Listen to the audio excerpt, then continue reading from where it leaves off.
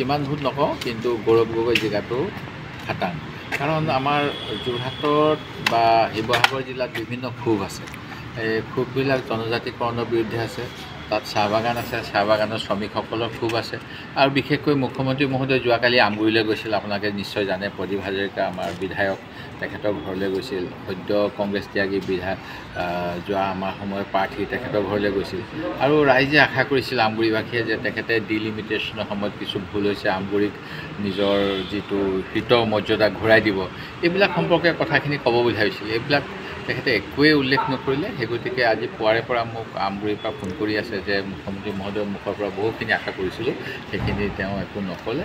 সেই গতিকে এনেকুৱা ধৰণৰ বিভিন্ন ক্ষোভ আছে। সেই গতিকে এই ক্ষোভৰ প্ৰতিফলন মই ভাবোঁ শিৱসাগৰ জিলা, যোৰহাট জিলাত হ'ব আৰু আমাৰ প্ৰাৰ্থী গৌৰৱ গগৈ নিশ্চিতভাৱে বিজয়ী হ'ব। কংগ্ৰেছ ত্যাগ কৰা নাই। তেখেতসকলে কৈছে যে তেখেতৰ এটা পদবী আছিলে ভাইচ প্ৰেচিডেণ্ট, তেখেত 3বাৰ মানৰ বিধায়ক আছিলে। তেখেতে কৈছিল যে দলৰ কিছু কাম কাজত মোক ভূপেন বৰা ডাঙৰীয়াই পৰামৰ্শ নকৰিলে। গতিকে মনৰ ক্ষোভত তেওঁ এই বিষয়বাবটো গুৰুত্বহীন বুলি ভাবি এৰি দিছে। কিন্তু তেওঁ দলটো গুৰুত্বহীন বুলি ভবা নাই। সেই গতিকে দল ত্যাগ কৰা নাই। মই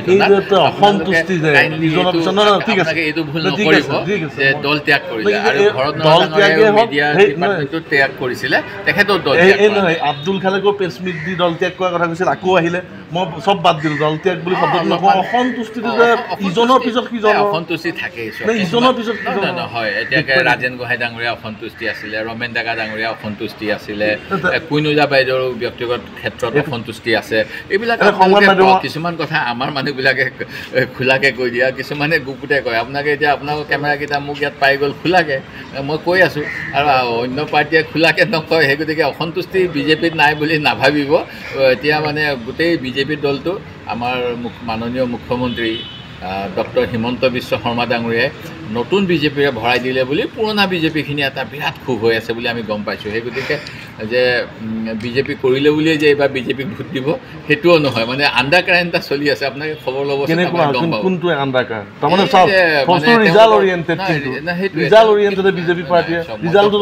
মইতো কৈছোঁ বিজেপি এইবাৰ আমাৰ তাত পৰাজিত হ'ব, কংগ্ৰেছ জয়ী হ'ব।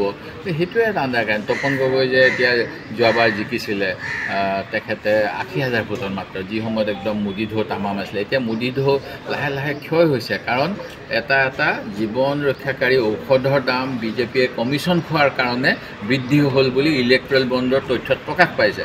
যিটো দৰৱৰ কোনো ক্লিনিকেল টেষ্ট হোৱা নাছিল, যিটো দৰৱে ক'ভিডৰ সময়ত ৰক্ষা নকৰে বুলি কৈছিল, সেই তেনেকুৱা দৰৱ তেওঁলোকে বিজেপিয়ে ডনেশ্যন লৈ পেলাই আমাৰ মানুহক বাধ্য কৰাইছিলে কিনিবলৈ।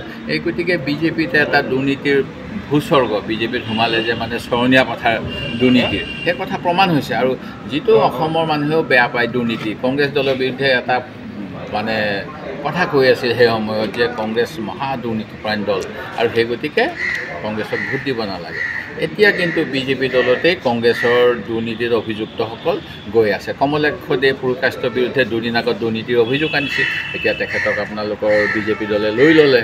এতিয়া ঠিক তেনেকৈ আৰু মই বহুত উদাহৰণ দিব পাৰোঁ। সেই গতিকে ৰাইজক সকলো সময়তে প্ৰতাৰিত কৰিব নোৱাৰি। এটা যিটো অসমীয়াত এষাৰ কথা আছে, টেঙা আম এবাৰ দুবাৰ বেচিব পাৰি, সদায় বেচিব নোৱাৰি। বিজেপি যে অসমৰ কাৰণে টেঙা আম, এইটো এইবাৰ প্ৰমাণ।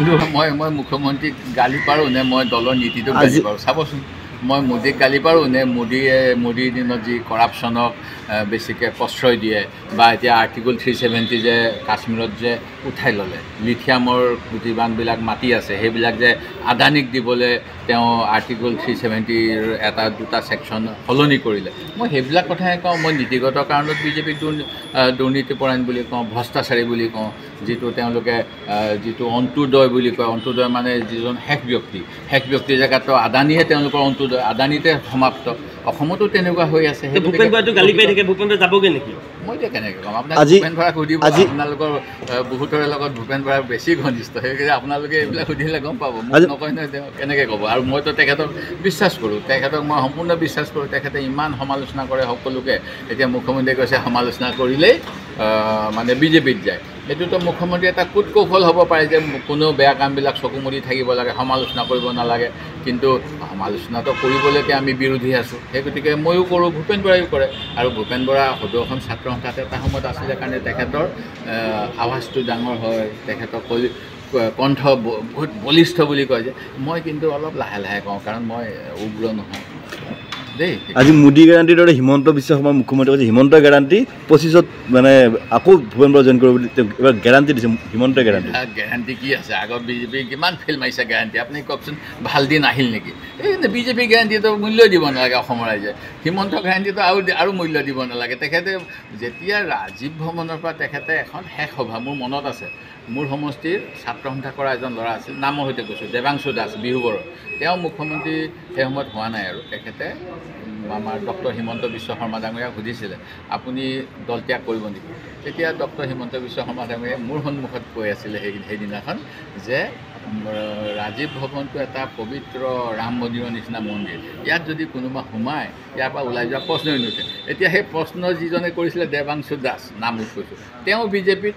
আৰু ডক্টৰ হিমন্ত বিশ্ব শৰ্মা যিজনে উত্তৰ দিছিল যে মই বিজেপিত নাযাওঁ, তেওঁ বিজেপিত। সেই গতিকে এওঁলোকৰ গেৰাণ্টি কি আছে? একো মূল্যহীন গেৰাণ্টি। এইবিলাক মানে আৰু ৰিজাৰ্ভ বেংকে এগালমান নোট ছপাই পেলাই দেশৰ অৰ্থনীতি ভাল কৰিবলৈ যিটো ব্যৱস্থা লৈছিল, 2000 টকা যিখন মোদীৰ দিনত নচলিলে নহয়। আজিকালি বজাৰত 2000 টকা পায় নেকি? তেনেকুৱা এবছৰীয়া এইবিলাক ভেলুলেছ গেৰাণ্টি হ'ব। আৰু মই বেছি আপোনালোকে কি বিজেপি MLA মানে ৰূপজ্যোতি কুৰ্মীক কেনেকুৱা দিগদাৰ কৰিলে, সুশান্ত গোহাঁইক কেনেকুৱা দিগদাৰ কৰিলে। আমিতো চাৰিজন আছিলোৱে। সেই গতিকে তাৰপিছততো উপ নিৰ্বাচনো জিকি আহিছে ন তেওঁলোকে, কিন্তু এতিয়া তেওঁলোকেতো নিজৰ পাৰফৰ্মেঞ্চটো দেখুৱাবই। আপোনালোকৰ আপুনি যদি ইমান আজিয়াত আপুনি দায়িত্ব তিতাবৰত দেওবৰত কি কয় এই ভাস্কৰ বৰাই ল'লে, আমাৰ অকল কিয় আমাৰ ওপৰত কি অসমৰ জনগণে অকল আমাৰ ওপৰত ঠিকা দিছে বুলি ভাবিছে নেকি যে তেওঁলোকে ঘৰত